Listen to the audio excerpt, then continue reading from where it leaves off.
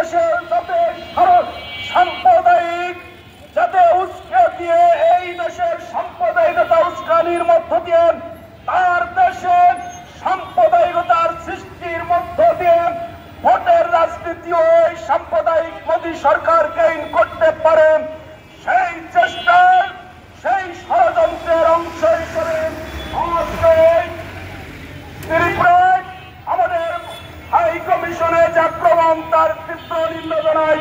আজকের এই প্রতিবাদ সমাবেশে এখন বক্তব্য রাখছেন বাংলাদেশের সমাজতান্ত্রিক দল বাসদের ফরিদপুরের অন্যতম নেতা কমরেড সজল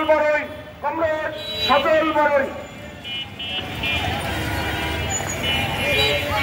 সংগ্রামী বন্ধুগণ, আমাদের নেতৃবৃন্দের মুখ থেকে এর মধ্যেই শুনেছেন আজকে আমরা কেন দাঁড়িয়েছি।